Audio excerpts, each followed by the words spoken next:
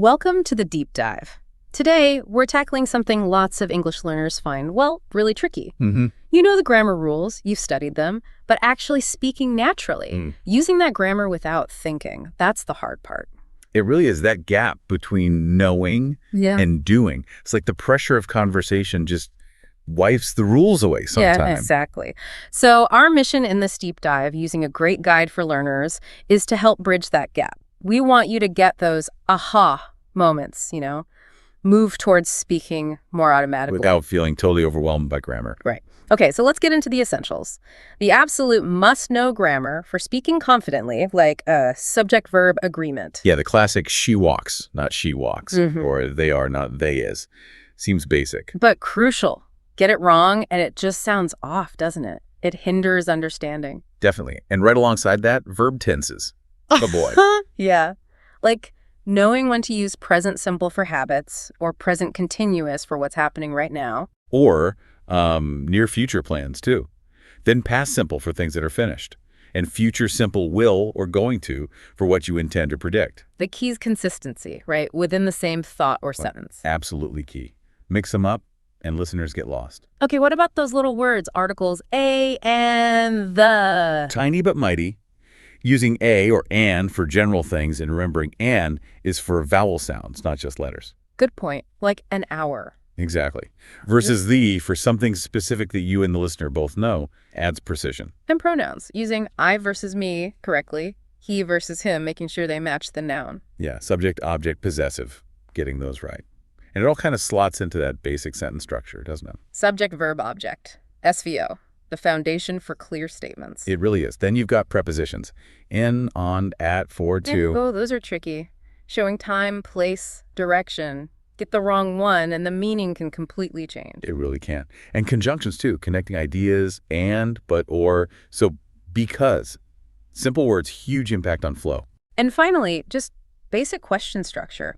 Often putting that little auxiliary verb like is, are, do, does before the subject. Is she going? Not she is going.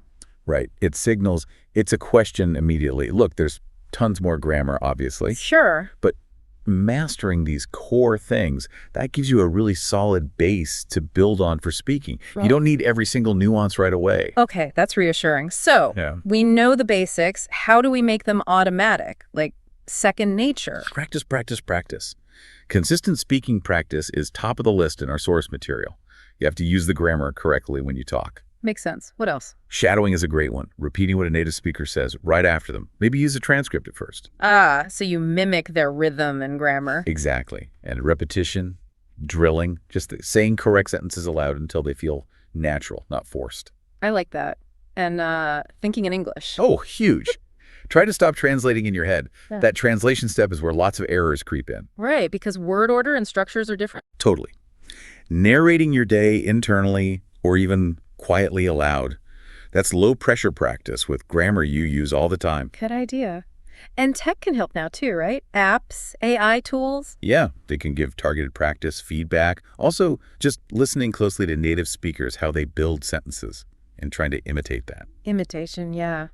Okay, but we all make mistakes. What are the really common ones people make when speaking? Well, that subject-verb agreement one pops up a lot. She go, he don't.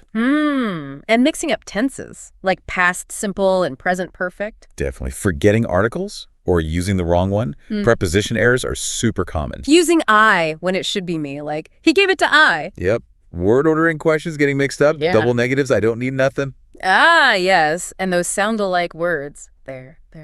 A classic confusion point. So how to avoid these? First, figure out your common mistakes. Maybe record yourself or give feedback. Good tip. Focus on your own patterns. Then maybe keep sentences simpler at first. Don't try to be too complex too soon.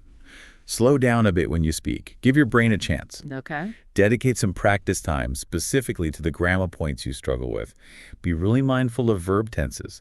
Listen actively to how others speak. Review the rules now and then. Yeah. A quick refresh helps. Try not to translate word for word from your native language. Seek feedback. Record yourself. It all helps build awareness. It sounds like immersion plays a big role too, just being surrounded by English. Absolutely. Our source really highlights this. Constant exposure helps you internalize the patterns almost unconsciously. Implicit learning. So listening to podcasts, Like this one, hopefully. Exactly. Watching movies, TV shows, maybe start with subtitles in English, then try turning them off. Reading helps too, I guess. Books, articles. Definitely. Anything that exposes you to natural language. You could even change your phone or computer language to English. Ooh, bold move. But the key is active engagement. Don't just let it wash over you. Take notes, repeat phrases you hear, try summarizing what you watched or read. Make it active, not passive. Okay. What about specific exercises we can do to integrate grammar into speaking? Role-playing is good. Practice everyday situations, ordering coffee, asking directions, focusing on using, say, the correct tense. Fun. Like find someone who games, where you have to ask questions using specific grammar. Yeah, those are great. Interactive. Storytelling games, too. One person starts a story, the next continues, trying to keep the grammar consistent. Like maintaining the past tense, maybe? Exactly. Or try a 2-minute test. Pick a topic, splat for 2 minutes, and focus on using grammar correctly and naturally. That sounds challenging but useful. You can also adapt written grammar exercises. Instead of writing the answer, say it aloud. Sentence completion, transformations, but spoken. Or like an ask me about activity. Ask me about my weekend, and the other person has to use past tense questions and use past tense answers. Perfect. Focus practice in a conversational format. But, amidst all this focus on correctness, our guide stresses something really important. Communication first. Yes, this is so crucial, especially when you're developing fluency. Prioritize getting your meaning across, even if the grammar isn't perfect yet. So don't let the fear of errors paralyze you. Exactly. Use the vocabulary you know. Oh. Keep sentences simpler if needed. Don't be afraid to make mistakes. Honestly, they're learning opportunities. Ask if you don't understand. Use gestures. Paraphrase if you can't find the exact word. Right. Focus on overall fluency, on connecting with the other person, on building your confidence. The perfect grammar will develop with practice and time. So let's talk about that confidence. How do we build it up so we rely less on consciously checking grammar rules? Start small. Short conversations on topics you know well. Practice regularly. Even just a few minutes a day makes a difference. Set achievable goals, like this week I'll use the present perfect correctly 3 times. Something like that, yeah. Prepare a little if you know you'll be in an English-speaking situation. Think about what you might need to say. And embrace the mistakes. Don't beat yourself up. Please don't. Find supportive people to talk to, language partners, patient friends. Use positive self-talk. Don't compare yourself to native speakers or even other learners. Everyone's journey is different. Exactly. Maybe join a conversation club or find an exchange group. And always, always circle back to communication over absolute perfection. That seems like a great summary of the journey. Yeah, our source really emphasizes it's a process.